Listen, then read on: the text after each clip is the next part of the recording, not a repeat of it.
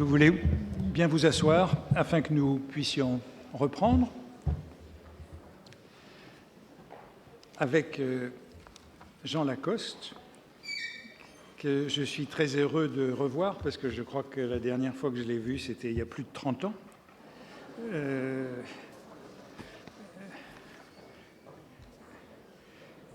Et à ce moment-là, il y a plus de 30 ans, il était déjà l'éminent traducteur de Walter Benjamin, et le livre qu'il avait traduit,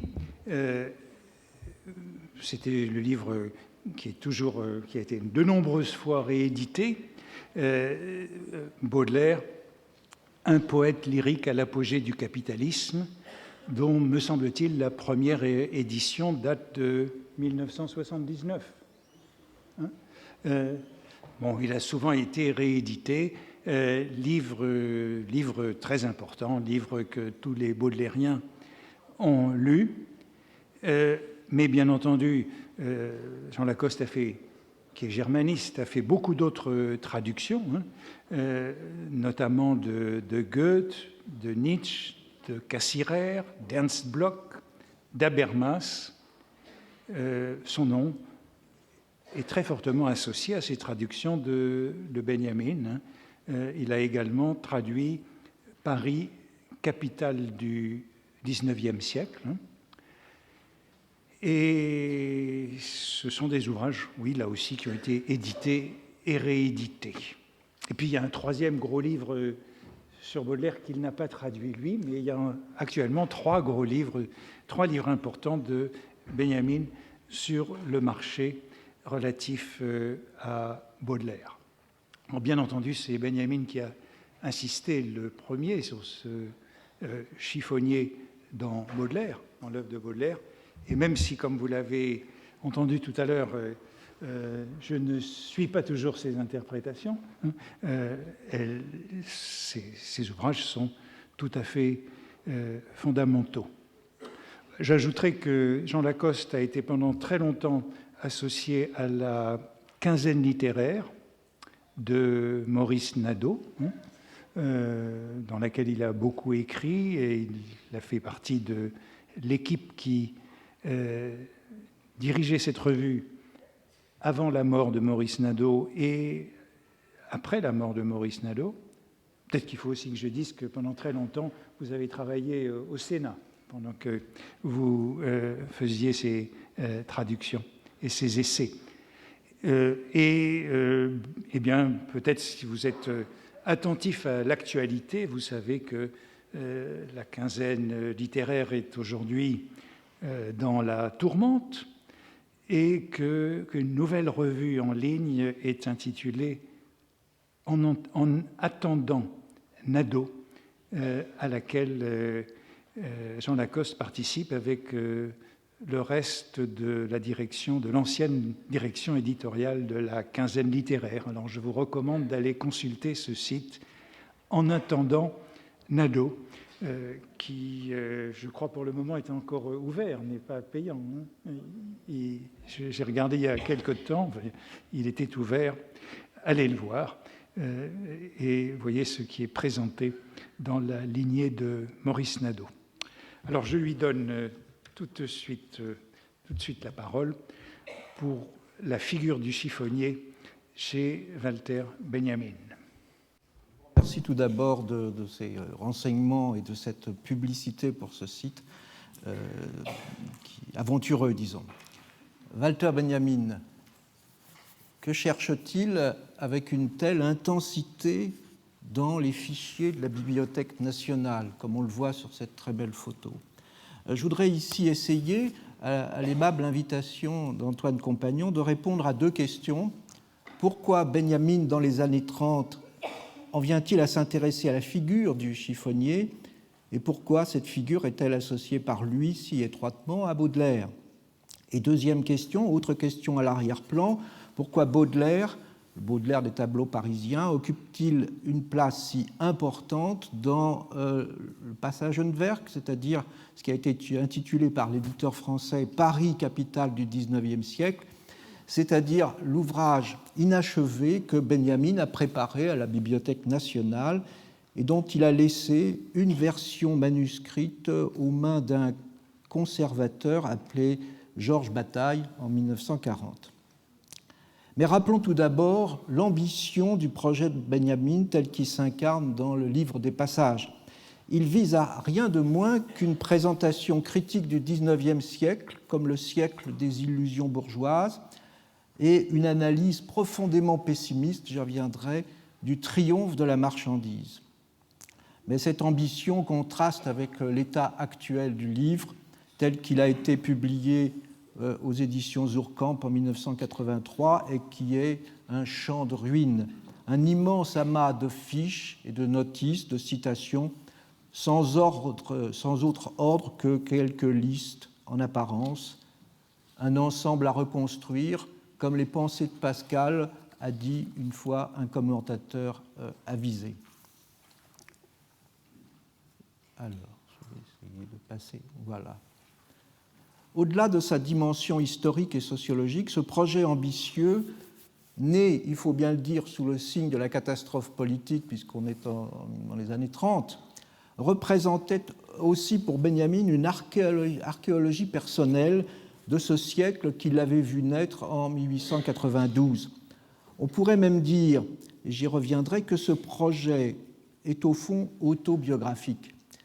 Si Enfance berlinoise est le portrait, lui aussi laissé en fragments, d'une enfance à Berlin dans une riche famille juive assimilée vers 1900, donc, comme le dit le sous-titre, le portrait d'un enfant enchâssé dans le XIXe siècle, le livre du passage est en son cœur le portrait d'un poète et d'un écrivain enchâssé dans le siècle et qu'il y a laissé une claire empreinte. On lit dans les passages, à propos de Baudelaire, mais c'est vraiment l'intention primitive, il s'agit de montrer comment Baudelaire est ancré dans le XIXe siècle. L'empreinte qu'il y a laissée doit apparaître aussi nette et intacte que celle d'une pierre que l'on aurait délogée. Ce qu'il faut comparer avec le souvenir d'une séance de photographie dans Enfance berlinoise, dans lequel Benjamin dit ceci: « Je me suis défiguré à force d'être semblable à tout ce qui est ici autour de moi. J'habitais le XIXe siècle comme un mollusque habite sa coquille, et ce siècle maintenant se trouve devant moi, creux comme une coquille vide. Je la porte à mon oreille. » Il écoute le XIXe siècle comme une coquille vide. La même image, un être qui a disparu, l'enfant, le poète, et qu'on ne peut retrouver que par les traces et les empreintes qu'il a laissées par la sédimentation paralysante qu'il a figée. C'est pourquoi ce projet très ambitieux repose sur une méthode très particulière qui a peu à voir avec ce qu'on a peut appeler la tâche ordinaire de l'historien qui, bon an, mal an, s'efforce de restituer ce qui a eu lieu. La méthode de Benjamin, et on l'a critiqué pour cela, repose sur la citation, sur le montage, sur l'actualisation des textes.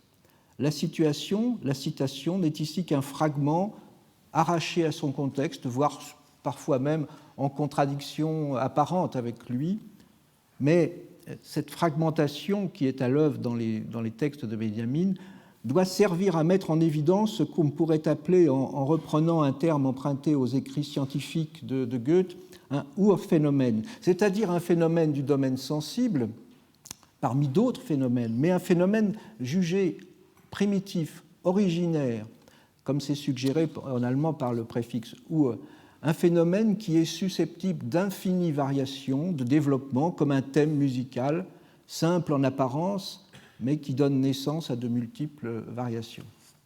Les citations arrachées au livre de la Bibliothèque nationale servent à développer et à cerner ces notions benjaminiennes si particulières, si prenantes et si séduisantes, la mode, les barricades, les passages, notamment les passages parisiens, la foule. Elles relèvent ces notions de l'empirique, du domaine empirique. Si l'on veut, on peut faire une histoire architecturale des passages, mais ce sont aussi des catégories qui organisent tant bien que mal le livre, qui ne sont ni des faits historiques à proprement parler, ni des concepts philosophiques très élaborés, mais quelque chose qui est doté d'une forte aura pragmatique, dit Adorno, une force d'exposition et d'interprétation. J'essaierai d'en donner un petit exemple tout à l'heure. Mais il est temps de se trouver la fiche qui suit. Oui, je cherche la petite flèche. Ah oui, ben voilà, parfait. Baudelaire. Il est temps maintenant d'évoquer l'émergence du chiffonnier comme ce que j'appellerais l'index social, un index social dans le Paris du Second Empire chez Baudelaire. Comment la figure du chiffonnier va-t-elle devenir centrale dans la vision benjaminienne du XIXe siècle et en particulier dans sa vision de la poésie baudelairienne? Quel est l'enjeu? On sait, enfin, on peut rappeler que Benjamin avait commencé à travailler dans les années 20, toujours séduit par la capitale Paris, à ce qu'il appelait une féerie dialectique, sous l'influence des surréalistes, du paysan de Paris, d'Aragon. Mais il va vite abandonner cet univers féerique, cette lecture un peu poétisante et anecdotique, pour aller, dans les années 30, comme on sait, vers une radicalisation politique de son projet parisien, sous la pression des circonstances historiques sur lesquelles je ne reviens pas, et de la précarité extrême, j'insiste là, la précarité extrême de sa propre situation. Écrivain allemand, juif en exil à Paris. Cependant, la figure du chiffonnier n'apparaît pas d'emblée dans les notions principales qui doivent organiser à l'origine le projet des passages. On assiste d'abord dans ce projet à ce que j'appellerais l'émergence du cas Baudelaire. Dans un exposé que Benjamin rédige en 1935 pour présenter son projet de grand livre sur les passages parisiens à l'Institut de recherche sociale, le chiffonnier ne figure pas dans la liste des 6 personnes ou 6 personnages qui sont associés, étrangement d'ailleurs, à des réalités sociales qui semblent ensemble incarner le XIXe siècle. Je rappelle cette liste: Fourier et les passages, Daguerre et les panoramas, Granville et les expositions universelles, Louis-Philippe et l'intérieur, Baudelaire et les rues de Paris, et Haussmann et les barricades. 6 modalités de l'espace social, mais sans chiffonnier. Baudelaire lui-même n'est qu'un nom parmi les 6, même si Benjamin a depuis longtemps une longue affinité avec Baudelaire, puisqu'il a traduit les tableaux parisiens en octobre 1923 et écrit à cette occasion son fameux essai sur la tâche du traducteur. Mais peu à peu, dans la masse des citations,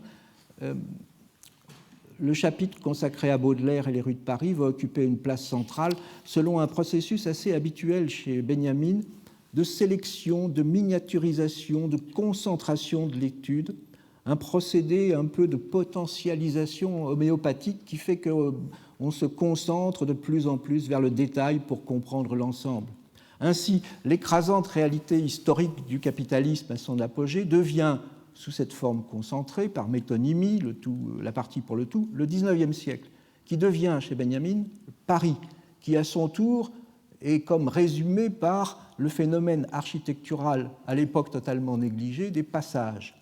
Et les passages qui renvoient par des médiations mystérieuses, l'opposition entre passage et rue, à Baudelaire, qui devient, par l'association poète-chiffonnier, dans un fragment de vers, le chiffonnier se cognant au mur comme un poète, dans le vin des chiffonniers. Donc Benjamin en vient à envisager de substituer à ce projet plus vaste de livre des passages un livre autonome sur Baudelaire.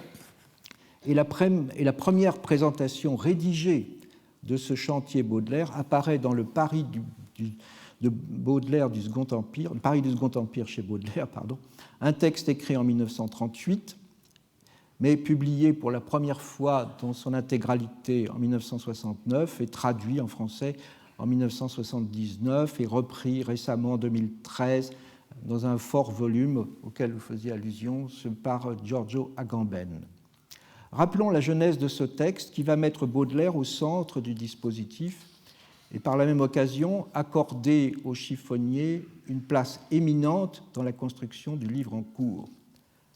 En janvier 1938, et c'est peut-être ça qui explique la divergence d'opinion ou d'interprétation que nous pouvons avoir de la politique du chiffonnier chez Benjamin. En janvier 1938, un tournant décisif va s'opérer à la suite d'une lecture chez Benjamin. Benjamin en fait part dans sa lettre du 6 janvier 1938 à Horkheimer, une trouvaille rare, dit-il, dont l'influence sur son travail sera déterminante. Il s'agit de L'éternité par les astres, une spéculation cosmologique écrite par Louis-Auguste Blanqui, c'est-à-dire l'insurgé, le grand révolutionnaire, écrite dans son ultime prison de la baie de Morlaix, le fort du Taureau. Il s'agit de ce que Benjamin appelle une vision infernale de l'ordre social, dont Blanqui doit admettre la victoire au soir de sa vie. C'est, dit Benjamin, la plus terrible des accusations portées contre une société qui jette au ciel comme projection d'elle-même cette image du cosmos. La notion, assez caractéristique du 19e en fait, de l'éternel retour se retrouve ici réactivée comme la clé de l'oppression sociale et de l'imposture du progrès, ce mythe du 19e siècle. Benjamin trouve là, me semble-t-il, sa propre vision de l'histoire, très pessimiste. Il voit en Blanqui, me semble-t-il, comme une sorte d'antidote radical à l'optimisme social-démocrate du progrès, incarné en particulier par sa bête noire dans les textes sur Baudelaire, c'est-à-dire par Hugo. Hugo qui disait « Le progrès, c'est le pas de Dieu ». Au contraire, Benjamin, on le sait, conteste cette vision de l'histoire, refuse d'adhérer à cet esprit du progrès, de l'humanité en marche. Cela apparaît très nettement dans les thèses sur l'histoire qu'il écrit en 1940, à la fin de sa vie, et c'est là qu'il devine un rapport secret des affinités entre le Baudelaire et le Blanqui de l'éternité par les astres. Une commune méfiance envers la notion de progrès. Dans ce schéma, disons d'amateur, vous pouvez voir comment va apparaître la construction du livre sur Baudelaire et en même temps comment va apparaître dans le chapitre sur la Bohème le chiffonnier. En effet, en avril 1938, Benjamin indique dans une lettre à Horkheimer les trois parties qu'il envisage pour son livre sur Baudelaire. La première, idées et images. Ensuite, antiquité et modernité, avec la tâche héroïque du poète, qui sera de donner forme au moderne. Et troisièmement, le nouveau et le retour du même, la marchandise comme accomplissement de la vision allégorique chez Baudelaire. La figure de Baudelaire, rapprochée, comme je l'ai dit, de Blanqui, va jouer désormais à ce stade un rôle décisif dans l'élucidation du XIXe siècle. Benjamin écrit le 16 avril 1938, donc toujours dans cette lettre capitale, « La signification tout à fait exceptionnelle de Baudelaire tient en ceci que le premier, il a appréhendé la force productive de l'homme aliéné. Il l'a reconnue et par la réification, il lui a donné plus de force.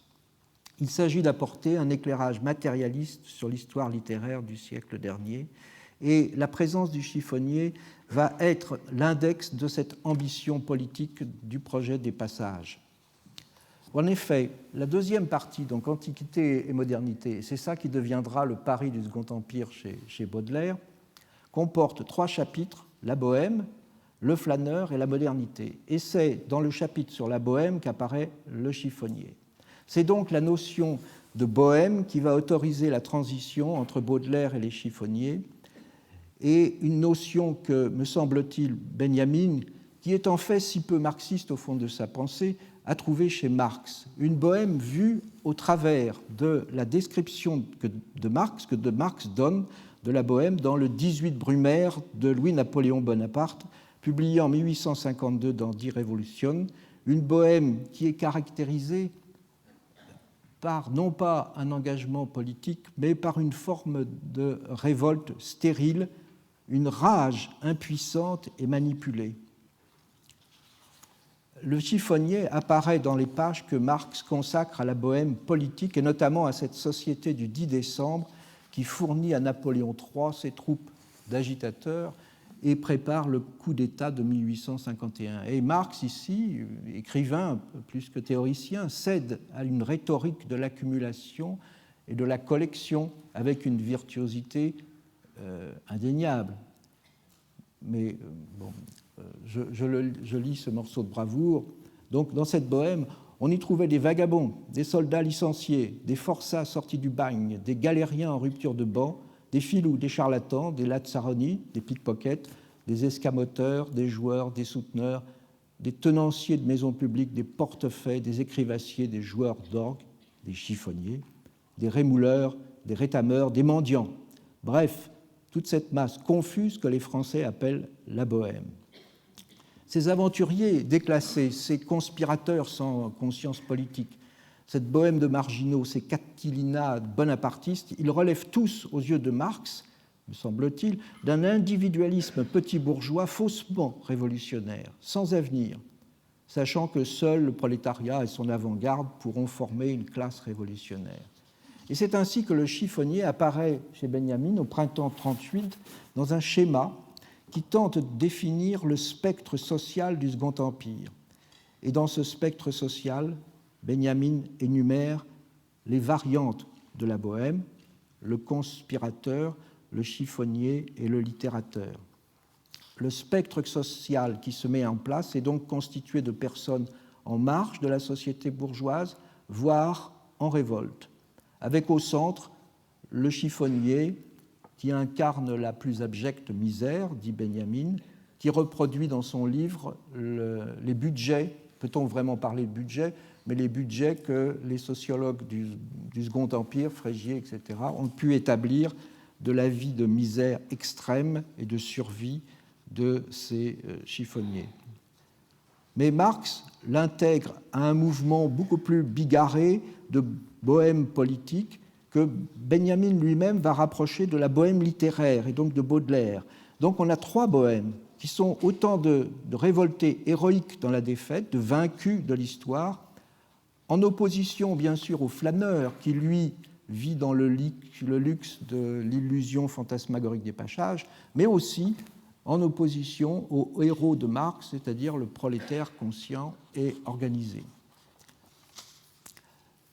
En plus de la bohème comme notion qui fait le lien entre le chiffonnier et Baudelaire,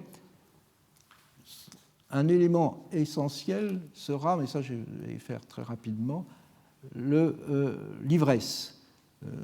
Vous avez évoqué effectivement l'Assommoir, le texte de l'Assommoir des chiffonniers décrit par Jules Vallès dans ses tableaux parisiens.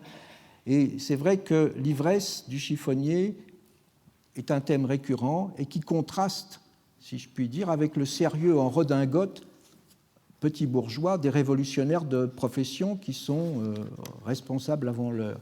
L'ivresse devient le marqueur social du chiffonnier, un être asocial dont la révolte est à la fois radicale et vaine, une révolte vécue dans l'instant, sous le coup de l'ivresse, et inscrite dans un temps hors du temps social, des horloges, des calendriers, etc. Dans le vin des chiffonniers, qui a été longuement exposé et analysé, le chiffonnier exprime, grâce à l'ivresse que lui procure le vin, une rage rêveuse qui est d'une manière générale celle que Benjamin attribue à la bohème tout entière, une ivresse de l'impuissance. Et c'est peut-être là que se trouve peut-être enfin pas notre divergence, mais la divergence entre l'approche de Benjamin et celle que vous présentez, dans la mesure où ce que semble dire Benjamin, c'est qu'il y a là une position, si l'on veut, politique de rage impuissante qui ne se retrouve ni chez les démocrates bourgeois, ni dans les formations plus organisées de la classe ouvrière. Et comment Benjamin introduit-il le thème du vin et de l'ivresse dans la bohème? Par la petite porte, si je puis dire, c'est-à-dire par la barrière de l'octroi et la taxation du vin, avec ces rendez-vous des conspirateurs, effectivement, dans les estaminets proches de la barrière, comme la casserole que vous avez évoquée, qui est un cabaret de la barrière de Clichy et qui tire son nom, évidemment, de cette eau de vie dans une casserole à 2 centimes, si j'ai bien compris, qui était offert aux chiffonniers. Donc Benjamin, ça a été dit, met cette question du vin des barrières au centre de son analyse du poème de Baudelaire, Le vin des chiffonniers, selon une démarche en apparence, disons, matérialiste, voire d'un marxisme assez lourd, puisqu'il s'agit de mettre en rapport directement un poème et un problème fiscal, mais qui vise, me semble-t-il, à mettre en vedette surtout la rage asociale du chiffonnier et de Baudelaire et de Walter Benjamin d'une certaine manière. Le chiffonnier est l'ultime figure de la misère humaine, incarnation d'un lumpenprolétariat en haillons qui se charge justement de récupérer les haillons et les vieux papiers, mais grâce au vin, il connaît une forme d'exaltation de la revanche, le rêve d'une victoire, une illusoire consolation pour celui qui reste dans la fange.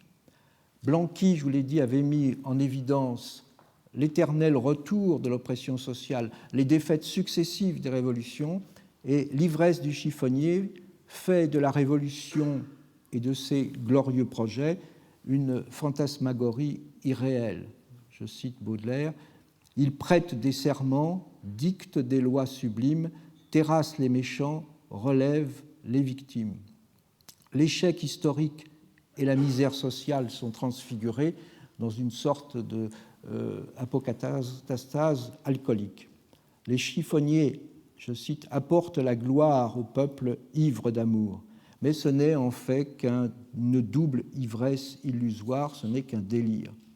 Alors, est-ce à dire que la révolution est une illusion, une vaine entreprise?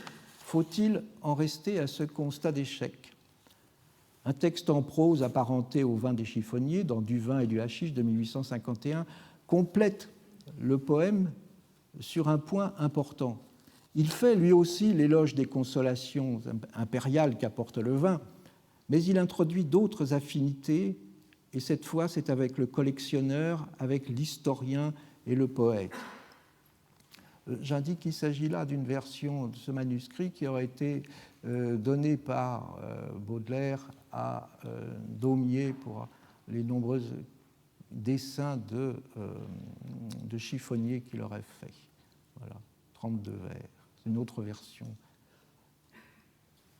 Voici ce texte déterminant, à mon sens, qui joue ici, dans le Paris du Second Empire chez Baudelaire, je m'expliquerai, une sorte de pierre d'attente. Je le lis. « Voici un homme chargé de ramasser les débris d'une journée de la capitale. Tout ce que la grande cité a rejeté, tout ce qu'elle a perdu, tout ce qu'elle a dédaigné, tout ce qu'elle a brisé, il le catalogue, il le collectionne. Il compulse les archives de la débauche, le capharnaüm des rebuts. Il fait un triage, un choix intelligent. Il ramasse comme un avare un trésor, les ordures qui, remâchées par la divinité de l'industrie, deviendront des objets d'utilité et de jouissance. » Vous aurez noté à quel point ce texte est riche de significations. Et le vocabulaire de Baudelaire suggère de nouvelles identifications. Notamment, ça Benjamin le développe justement, l'affinité entre le poète lui-même et le chiffonnier. Et il ajoute même que c'est une forme de prédiction quant au statut social du poète qui est destiné, par l'évolution de la société et de l'imprimerie, à devenir lui-même chiffonnier. Loin d'être un mage romantique qui guide l'humanité, on se souvient des pages de Paul Bénichou là-dessus, loin d'être donc un mage romantique comme à la manière de Hugo, le poète est présenté comme un chiffonnier qui trébuche à chaque pas dans sa démarche saccadée, dans sa quête maladroite des rimes, et qui reste prisonnier d'une fantasmagorie de revanche sociale. Mais en même temps, le chiffonnier collectionne des fragments, il effectue un choix intelligent, il compulse les archives. Bref, il agit en historien comme Benjamin lui-même, une sorte d'archiviste du XIXe siècle.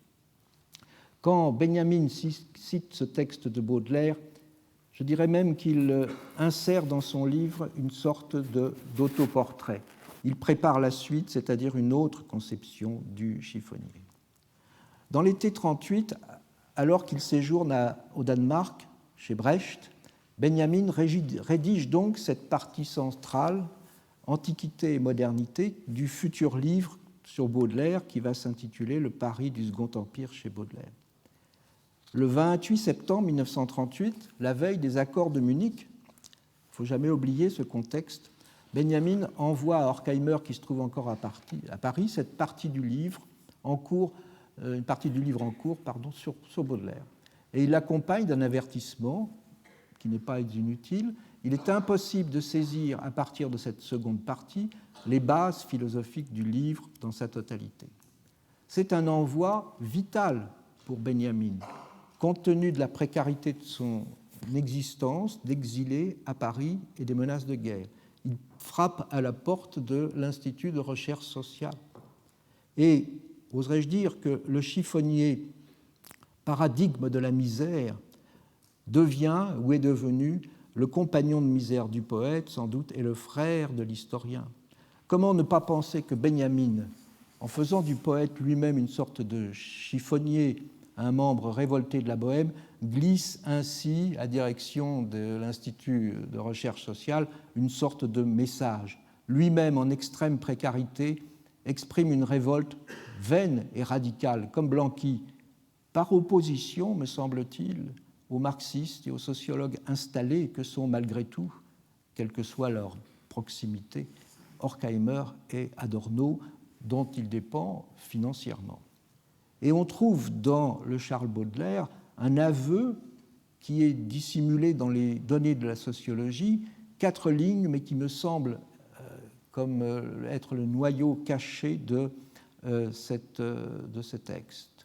On ne peut naturellement pas considérer que le chiffonnier fait partie de la Bohème, mais de l'écrivain au conspirateur de profession, celui qui appartenait à la Bohème pouvait retrouver dans le chiffonnier une part de lui-même. Son message est clair, ma situation est presque celle d'un chiffonnier. Donc, ce texte est parti pour Paris et pendant qu'il chemine, je vais lire tout simplement devant de vous un texte qui me semble extraordinairement benjaminien, même si Benjamin ne l'a pas commenté véritablement, même s'il le connaissait, dont il a peut-être été déjà question, c'est Le chiffonnier de Paris de Félix Pyat, un drame en guenilles écrit par Pyat en 1844 et joué initialement au théâtre de la Porte Saint-Martin en 1847, et qui met en scène un chiffonnier appelé Jean, et qui, ici, je me contenterai de lire ce texte, mais qui est profondément benjaminien, comme vous avez pu le voir, se vide sa hotte après sa nuit de travail. Faisons l'inventaire de ma nuit, dit-il. Dire que j'ai tout Paris, le monde, là, dans cet osier. Mon Dieu, oui, tout passe, la feuille de papier, tout finit tôt ou tard, là. La hotte, à la hotte, l'amour, la gloire, la puissance, la richesse. La hotte, toutes les épluchures, tout vient, tout tient, tout tombe, tout est chiffon, haillons, tessons, chaussons, guénillons. Et dire que tout cela refera du beau papier poulet, de belles étoffes, grandes dames, et que ça reviendra là encore, et ainsi de suite, jusqu'à l'extermination. Folie d'hier, superbe regaton, c'est là votre humiliation. C'est le rendez-vous général, c'est la fosse commune, c'est la fin du monde, c'est plus que la mort, c'est l'oubli. Lumière de révolution ou lumière d'apocalypse, lors des journées de février, Frédéric Lemaître, qui joue le rôle de Jean, tire, avec le succès qu'on imagine, une couronne de sa hotte. Mais avançons ici avec la photo d'Adorno, justement. Nous sommes loin de la Bohème. Benjamin a connu une erreur tactique en ne fournissant à Horkheimer et à Adorno qu'une description sociologique du Second Empire. sans donner les perspectives théoriques qui seront ouvertes plus tard et qu'il a en fait déjà, Benjamin, déjà formulées. Et Adorno va soumettre ce texte à une critique détaillée et dévastatrice, en particulier viser la présentation du vin des chiffonniers, dont il devine d'ailleurs l'importance stratégique dans la conception de Benjamin. Et Adorno s'explique longuement dans une lettre complexe du 10 novembre 1938, à laquelle Benjamin va répondre diplomatiquement le 9 décembre. Il exprime d'abord sa déception, je vais rapidement là parce que ça mériterait une conférence à soi seul, mais il exprime d'abord sa déception face à cet envoi, parce que lui connaît l'orientation générale du projet des passages, et il comprend bien qu'ici, Benjamin est très en retrait de sa main, si vous voulez. Il comprend l'absence de justification théorique des différentes catégories qui organisent le texte. Il comprend qu'il s'agit là, de la part de Benjamin, d'une sorte d'ascétisme, une manière de ruse, de diplomatie. Mais il craint surtout que le texte de Benjamin soit inacceptable parce qu'il se contente de présenter des données et qu'il ne soit perçu que comme de la sociologie empiriste et positiviste. Comme il dit, c'est du positivisme magique et l'exposition étonnée de la facticité. Adorno utilise l'allemand avec beaucoup d'ingéniosité. Le risque est qu'on se trompe sur l'intention de Benjamin, sur ce que j'ai évoqué au début, et qu'on ne voit que l'esthétisation de son travail. Marx, sans doute, occupe une place importante avec l'interprétation matérialiste que j'ai rappelée entre le vin des chiffonniers et la taxation du vin et la création des barrières.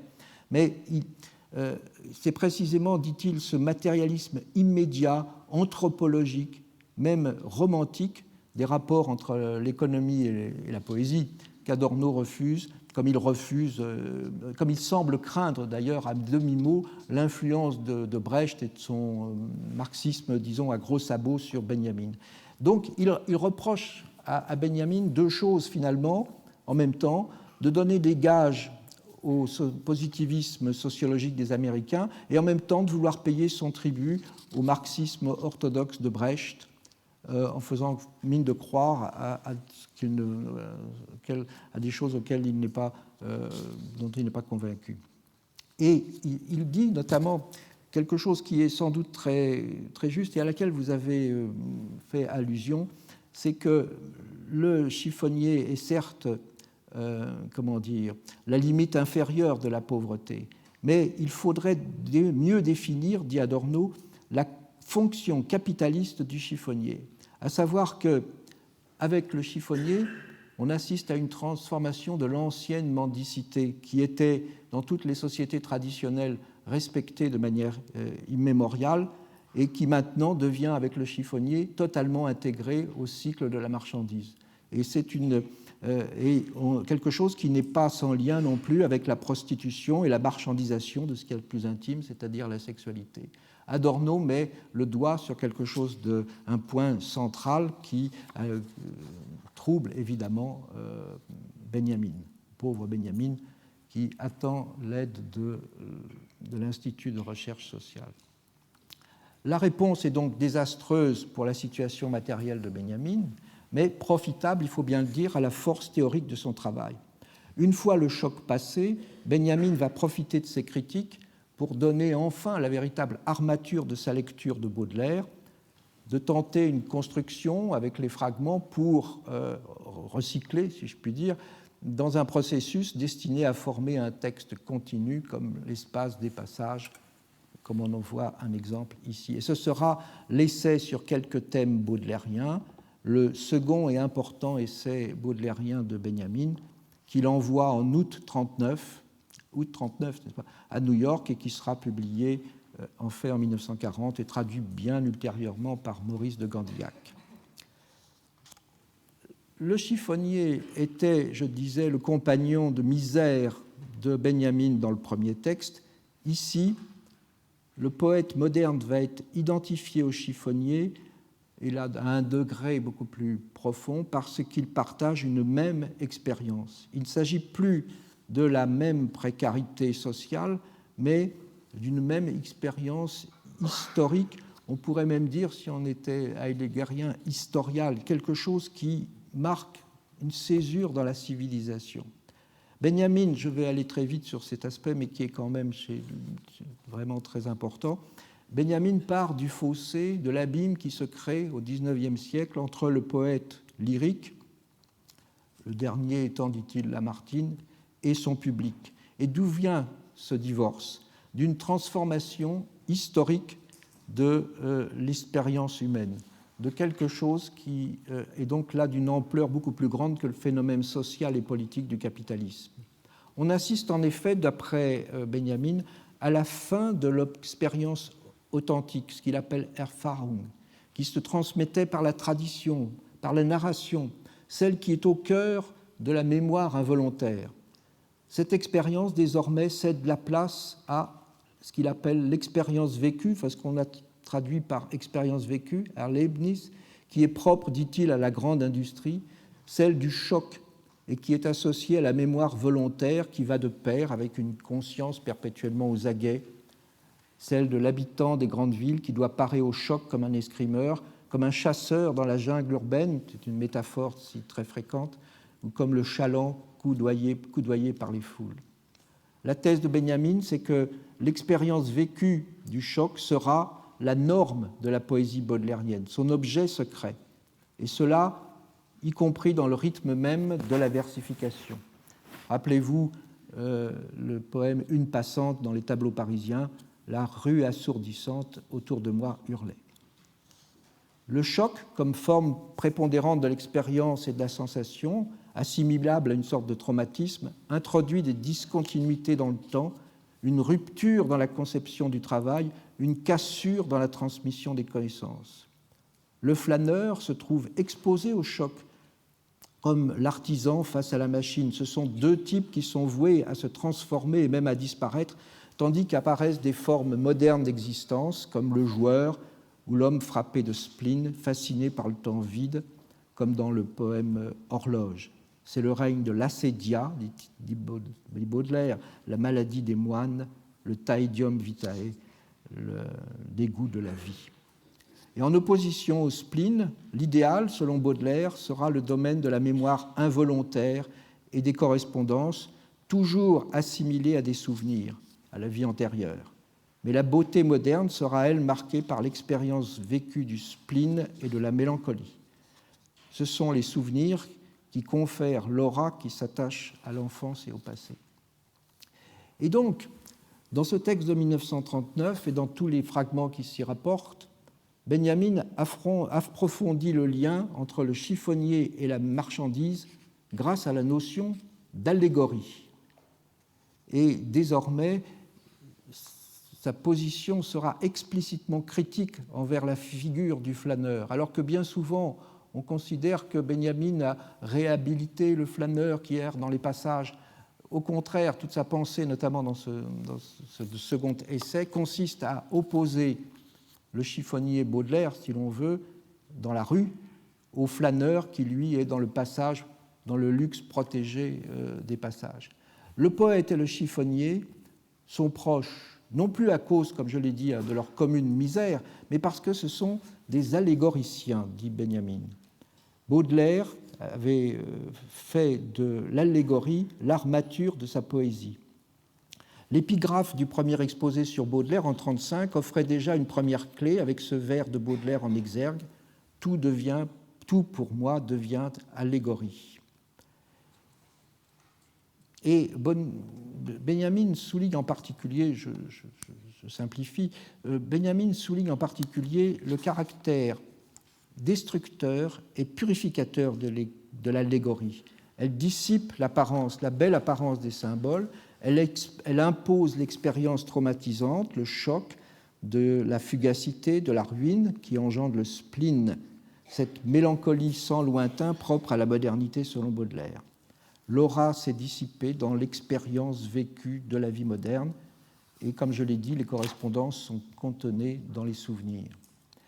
Et au cœur du rapprochement entre poète et chiffonnier se trouve en effet la parenté entre la marchandise et l'allégorie. Et ça, c'est une idée que suggère Adorno et que Benjamin reprend et qui est un peu le cœur de sa conception de Baudelaire et de la poésie baudelairienne. Pourquoi ?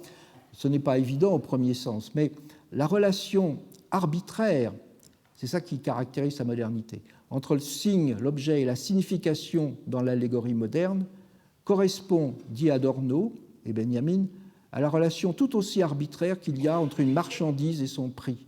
Autrement dit, il y a vraiment entre la marchandise et l'allégorie une affinité de structure.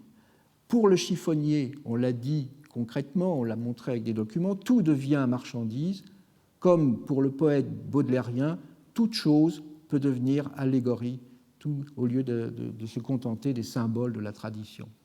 Benjamin dit « Les allégories représentent ce que la marchandise fait des expériences qu'ont les hommes de ce siècle. » Le chiffonnier est devenu un allégoricien qui est, comme Benjamin dit, dans son élément avec la marchandise, comme le poète doit être dans son élément avec le monde moderne, c'est-à-dire un monde dominé par l'allégorie, la mode et le fétichisme de la marchandise. Et Benjamin va développer de façon critique le thème du flâneur, l'opposé du chiffonnier, dans un exposé qu'il donne de son travail en français à Pontigny en mai 1939, dont on voit ici une brève et précieuse image. Et que dit-il en conclusion de ce dernier exposé en français ? La déchéance de l'aura. La déchéance de l'aura constitue le thème le plus personnel de Baudelaire. Ainsi se trouve fixé le prix de la beauté et de l'expérience moderne. La destruction de l'aura par la sensation du choc.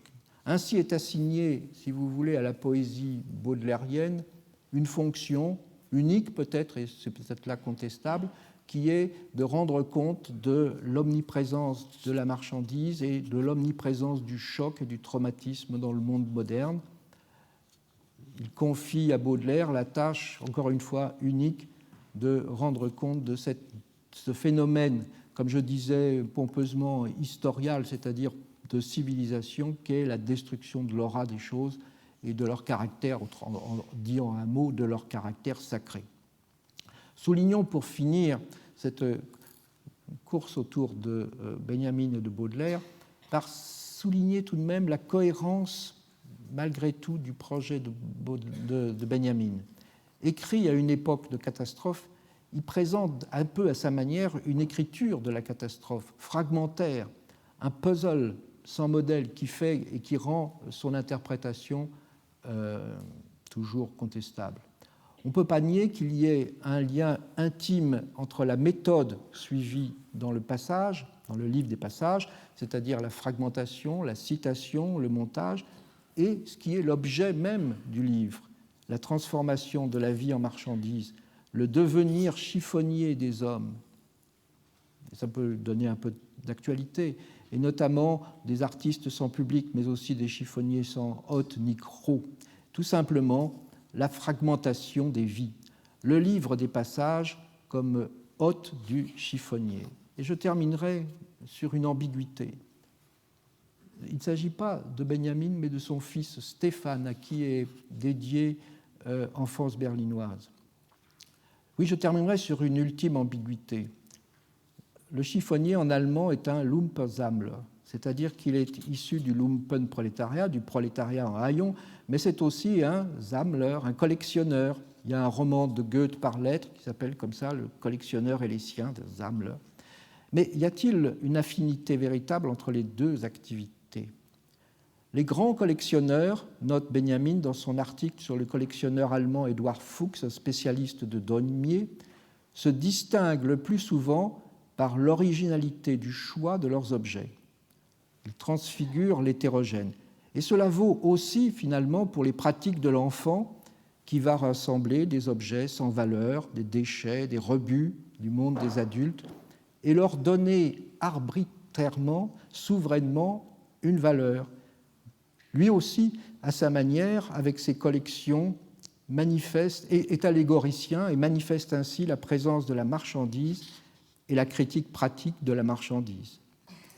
Oserons-nous dire que l'enfant, le collectionneur, le chiffonnier, mais aussi Benjamin lui-même, ont en commun une même démarche, celle qui convient à un allégoricien, capable, dans le secret de sa collection, de donner une cohérence personnelle, singulière et mystérieuse aux rebuts et aux déchets qu'il a rassemblés. Et je terminerai sur une brève évocation de cet enfant désordonné dont parle un texte de Benjamin dans Sens unique, de cet enfant, disons, allégoricien, qui accumule un petit trésor d'objets dont lui seul connaît la valeur, comme le chiffonnier, et pour qui, rangé à la demande des parents, s'est en fait anéantir un édifice plein de marrons, je cite Benjamin, un édifice plein de marrons, de papier d'étain, de cubes en bois et de pièces de cuivre. Le regard que le collectionneur réserve aux choses méprisées et apocryphes, dit Benjamin, fait sa véritable force. Je vous remercie.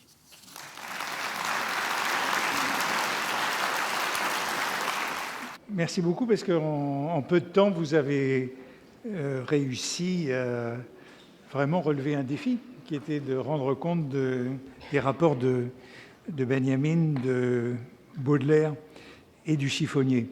Et on a donc vu combien Baudelaire était capital dans cette entreprise, et aussi combien les relations de Baudelaire et du chiffonnier étaient au cœur de cette interprétation. Il est vrai que, moi je me demande en le lisant si la figure du chiffonnier du XIXe siècle n'est pas beaucoup plus compliquée que que le personnage que Benjamin utilise.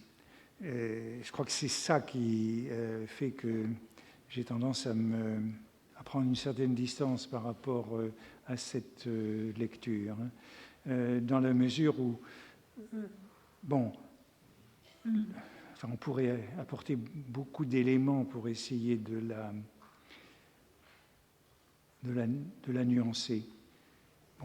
Alors, comme je disais, mais il se trouve que c'était par hasard dans le cours d'aujourd'hui, ce rapport du chiffonnier avec la révolte n'est pas du tout établi.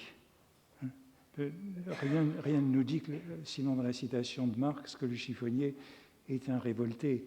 Beaucoup d'autres, la plupart des témoignages vont plutôt dans le sens de ce que Jules Vallès montre à propos de la Commune, ou de ce que Hugo a l'air de souligner à propos de 1848.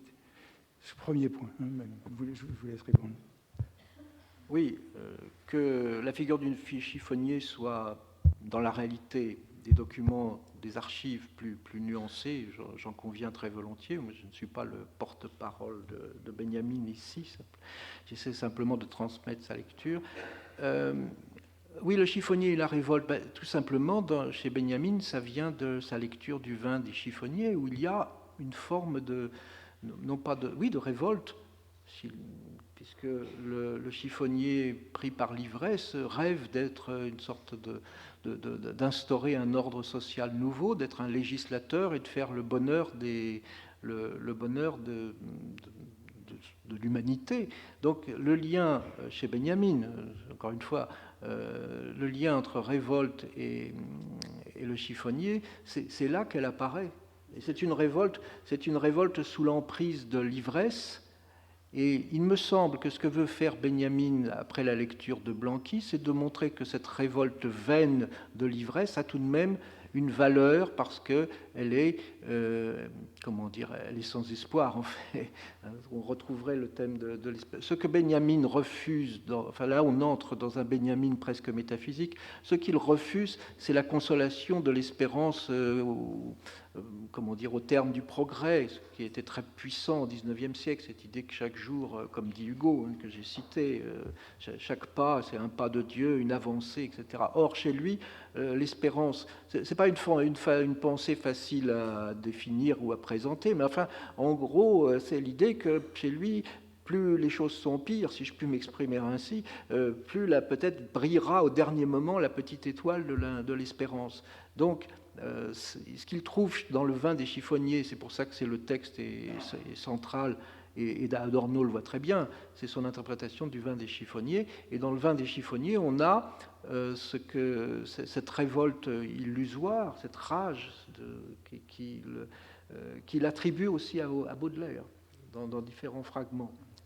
Mais bon, cela dit, encore une fois, c'est un ouvrage qui est largement laissé en fragments, ce qui laisse la porte ouverte à toutes les constructions. Mais enfin voilà, il me semble que c'est le vin des chiffonniers avec ce discours impérial. Alors, vous dites qu'il ne revient pas des barricades, j'en conviens, mais en revanche, et ça, je crois que Jules Vallès le dit aussi, ce sont souvent d'anciens peut-être des bagnards, mais aussi des anciens grognards, vous l'avez dit, je crois, des anciens qui ont la nostalgie de l'Empire. Et ça apparaît dans le vin des chiffonniers, sauf erreur aussi. Et surtout dans le texte de prose de 1851, où c'est dit quasiment explicitement. Donc, il y a là quelque chose qui a une révolte qui n'est certes pas celle que, par exemple, Marx préconise. Ce n'est même pas une révolte qui conduit Gavroche sur les barricades, mais c'est une révolte... oui, le mot rage convient bien, une rage continue. Oui, rage, mais qui entre dans ce grand modèle du chiffonnier et du roi, hein, beaucoup plus que révolte. Moi, j'y lis cette dialectique du chiffonnier et du roi, enfin du bouffon et du roi, hein, puisque le chiffonnier est aussi une figure du bouffon. Hein. Ce jeu du chiffonnier et du roi, c'est comme roi qu'il est législateur. Hein. Oui, il se veut roi, oui, il s'imagine roi, oui, le législateur. Oui. Alors est-ce que c'est ça c'est quand le chiffonnier devient roi, c'est quand les philosophes régneront et quand les rois seront philosophes. C'est plutôt de ce modèle-là. C'est une illusion. Mais comment oui, c'est une illusion, évidemment. Mais le fait que mais c'est pas pour autant une révolte, c'est ça que je veux dire. Le fait de ce retournement du monde, c'est cette sorte de carnaval. Le carnaval, c'est la révolte carnavalesque qui fait que le jour où les chiffonniers sont rois, mais c'est pas ça qui renverse le monde. Oui, je ne pense pas que Benjamin, dans les circonstances dans lesquelles il vivait, ait cru un seul instant que cette rage était capable de transformer le monde. C'est certainement juste. En même temps, je dois avouer que la dimension bouffonne et carnavalesque du chiffonnier n'apparaît pas, en tout cas, dans ce que Benjamin a pu écrire. Non. C'est totalement absent. Ça. Il ignore cette dimension qui est très présente dans... Mais en revanche, ce qui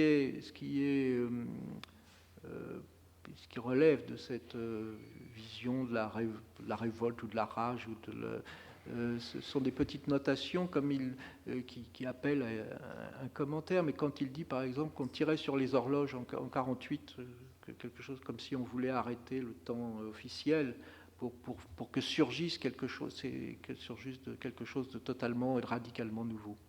Mm-hmm. Alors, il y a un autre point. Alors, évidemment, quand on lit tous les sociologues comme Le Play, leur grande, vous l'avez entendu, je l'ai un petit peu cité, leur grande thèse, c'est le chiffonnier, c'est le petit industriel, c'est l'auto-entrepreneur. Hein, c'est le modèle de l'auto-entrepreneur. Comme il dit, il est chef de métier.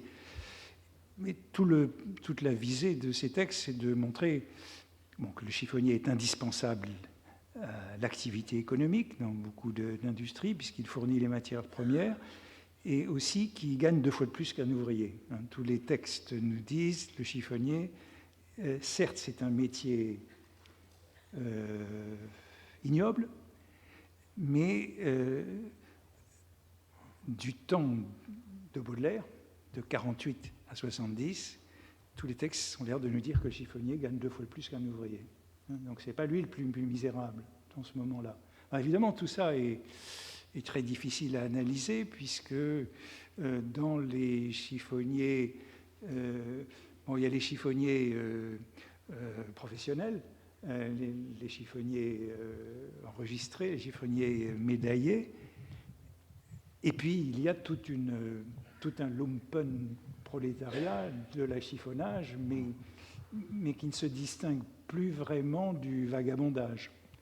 Et alors, c'est là où, on a l'impression que c'est plutôt de cela que Benjamin parle, hein, du chiffonnier vagabond, et non pas du chiffonnier petit industriel. Et alors que beaucoup des textes du XIXe siècle s'intéressent plutôt au chiffonnier comme rouage de l'industrie. Par exemple, je regardais justement dans Maxime Ducamp, le livre de Maxime Ducamp, il y a les statistiques de la police d'arrestation, c'est pour l'année 1869. Donc on a dans toutes les catégories professionnelles le nombre d'arrestations. Et les arrestations de chiffonniers en 1869 sont extrêmement faibles. La police n'a pas arrêté à Paris en 1869 plus de chiffonniers que de boulangers ou de cordonniers ou d'un certain nombre de corps de métier. En revanche, elle a arrêté, je crois, 30 fois plus de vagabonds que de chiffonniers. Mais qui sont, quand elle dit qu'elle a arrêté un nombre très réduit de chiffonniers, on peut supposer que ce sont des chiffonniers enregistrés, alors que dans les vagabonds, il y a toute une autre population. Donc ça complique là aussi beaucoup les choses, puisque le chiffonnier dont il est question dans la plupart des textes, ce n'est pas le vagabond. L'interprétation, entrepreneuriale et économique du chiffonnier, oui, elle apparaît même dans un texte que vous avez certainement évoqué, qui est Louis-Sébastien Mercier, le tableau de Paris, où il y a une sorte de réhabilitation du métier ignoble, je cite, de chiffonnier, où il dit, mais ce papier, ce beau papier sur lequel on garde les œuvres de l'esprit et qui les rendent immortelles, c'est grâce aux chiffons des chiffonniers qu'ils sont préservés. Alors, écartons le cas de Benjamin, mais en revanche, Adorno a saisi, me semble-t-il, je suis allé trop vite sans doute, mais a saisi quelque chose de très important quand il oppose dans sa critique le mendiant qui ne demande rien, enfin, qui ne fait rien et qui est simplement là comme une sorte de suppliant, dit Peggy, et le chiffonnier qui, lui, est totalement intégré au cercle utilitaire de la marchandise. Et Adorno met le doigt très, très justement, me semble-t-il, sur cette transformation qui fait d'une figure comme le mendiant qui, dans les sociétés traditionnelles, est admise et, j'ose pas dire respectée, mais comprise, et le chiffonnier qui est méprisé socialement, mais qui est comme une sorte, comme vous disiez, de petit entrepreneur ou de freelance, qui lui est intégré au règne de la marchandise, qui sait la valeur d'un chiffon ou d'un morceau de fer. C'est-à-dire qu'il se trouve que pendant cette période qui est celle de la vie de Baudelaire et celle que Benjamin analyse, pendant une brève période, le chiffonnier n'est pas un mendiant. Avant, il l'est, avant la révolution industrielle, il est un mendiant, il ne se distingue pas véritablement du mendiant. Et une fois qu'on a inventé la pâte à papier à base de bois, il redevient un mendiant à la fin du XIXe siècle. Mais il se trouve que c'est ça qui est aussi une difficulté, c'est que précisément dans cette période-là, c'est la période où il n'est pas véritablement un mendiant, qui se termine assez vite, puisqu'il n'est plus intégré dans le chiffonnier n'est plus intégré au circuit de la marchandise à partir de la fin du XIXe siècle. Le ferrailleur le restera longtemps. Le ferrailleur, on pourra encore faire fortune dans la ferraille jusqu'aux années, pendant la guerre, pendant l'occupation, et dans les années 60. Il n'y a plus que la ferraille. Mais les autres, le reste de la récupération, ce n'est plus que de la survivance. C'est peut-être celle-là que Benjamin a connue ou a vue dans Paris, je ne sais pas. De la ferraille, plus que du collectionneur. Le ferrailleur de la période des années 30 est plus proche du chiffonnier du XIXe siècle que le collectionneur, au fond. Oui, il est possible que la vision, disons, sociologique de Benjamin soit gauchie ou faussée par sa vision, par son travail purement livresque. J'ai commencé par la photo très fascinante de Benjamin dans la Bibliothèque nationale, où le Paris qu'il connaît, c'est d'abord le Paris des livres du 19e siècle, même s'il circule un peu dans Paris, mais la Bibliothèque nationale lui a servi de havre, mais c'est là qu'il a construit sa vision. Il cite d'ailleurs tous les textes que vous avez mentionnés, Frégier, tous ces documents qu'il insère dans une sorte de tentative de sociologie du Paris du Second Empire, mais sans systématicité non plus. C'est un texte assez fascinant à cet égard, parce que c'est ni une étude sociologique, ni du pur Benjamin. Ce qui fait que c'est un texte, le Paris du Second Empire chez Baudelaire, qui court effectivement le risque de ce que j'ai appelé l'esthétisation, où la figure du flâneur, je suis frappé de voir nombre de commentateurs attribuer à Benjamin et à Baudelaire un éloge du flâneur, alors que, me semble-t-il, Benjamin critique le flâneur qui reste prisonnier des passages couverts de leur luxe, au lieu de s'exposer au risque de la rue assourdissante. Oui. Moi, j'ai l'impression, au fond, que peut-être que... Enfin, j'ai l'impression qu'il y a une rupture très forte après Baudelaire, et qu'au fond, quand on le lit à partir du surréalisme, puisque c'était au fond à partir d'un certain nombre, à partir du marché aux puces d'André Breton, j'ai l'impression que ça créait une sorte de malentendu sur le chiffonnier du 19e siècle.